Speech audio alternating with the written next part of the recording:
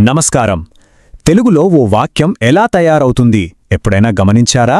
రండి, ఈరోజు మనం దాని వెనకున్న మూడు ముఖ్యమైన భాగాల గురించి, అంటే కర్త, కర్మ, క్రియ గురించి చాలా సింపుల్గా తెలుసుకుందాం.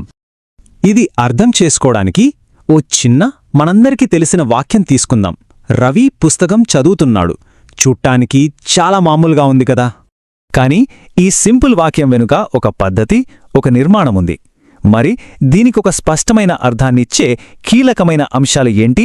అవేంటో ఒక్కొక్కడిగా చూద్దాం. సరే, మొదటి భాగం చూద్దాం. పనిచేసేవారు అంటే కర్త. మన వాక్యాన్ని మళ్ళీ ఒకసారి గమనిస్తే అక్కడ చదివే పని ఎవరు చేస్తున్నారు?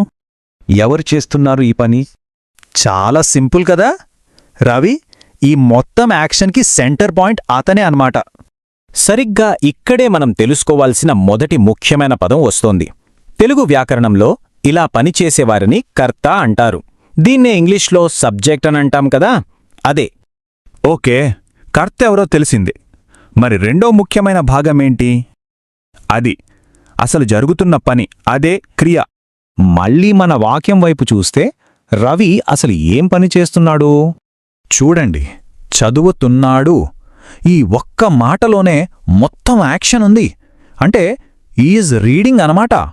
పని జరుగుతోందని మనకి ఇదే చెబుతోంది. వ్యాకరణం ప్రకారం పనిని తెలియజేసే ఈ పదాన్నే క్రియ అంటారు. ఇది లేకపోతే అసలు వాక్యానికే ప్రాణమే ఉండదు. ఎందుకంటే ఏం జరుగుతోందో చెప్పేదే ఇది. సరే, పనిచేసేవాళ్లు ఉన్నారు, ఏం పని జరుగుతోందో కూడా ఉంది. కాని ఆ పని దేనిమీద జరుగుతోంది? ఆ పని ప్రభావాన్ని స్వీకరిస్తున్నదేది? చదవడం అనే పని ఏదో ఒక దానిపై జరగాలి కదా. ఈ సందర్భంలో అది ఏది? మన వాక్యం చాలా క్లియర్గా చెబుతోంది, పుస్తకం. రవి చదువుతోంది పుస్తకాన్ని. అంతే. ఇది మన మూడో చివరి పీస్. ఇలా పని యొక్క ఫలితాన్ని పొందేదాన్నే కర్మ అని పిలుస్తాం. అంటే ఇంగ్లీష్లో ఆబ్జెక్ట్ అన్నమాట. ఓకే, ఇప్పుడు మన దగ్గర మూడు ముక్కలున్నాయి: కర్త, కర్మ, క్రియ. వీటన్నిటినీ కలిపితే తెలుగు వాక్యం ఎలా కనిపిస్తుందో చూద్దామా? గమనించండి, ఆర్డర్ ఎంత క్లియర్గా ఉందో.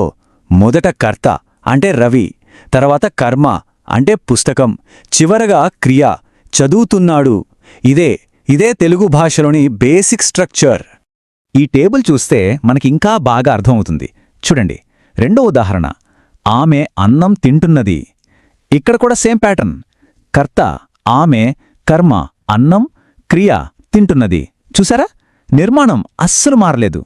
అంటే మనం గుర్తుంచుకోవాల్సిన మూడు ముఖ్యమైన విషయాలేంటంటే, కర్త అంటే పనిచేసేవారు, కర్మ అంటే పని ఫలితాన్ని పొందేది, ఇక క్రియ అదే అసలు పని.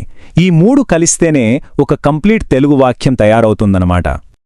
ఇకపై ఎప్పుడైనా తెలుగులో ఒక వాక్యం విన్నా, చదివినా అందులో ఈ మూడు భాగాలను గుర్తించడానికి ప్రయత్నించి చూడండి. భాషను ఇంకా లోతుగా అర్థం చేసుకోవడానికి ఇది ఒక మంచి మొదటి అడుగు. ఈ వీడియో మీకు నచ్చినట్లయితే లైక్ చేయండి, షేర్ చేయండి, కామెంట్ చేయండి, అలాగే మన ఛానల్ ని సబ్స్క్రైబ్ చేయండి. Thanks for watching.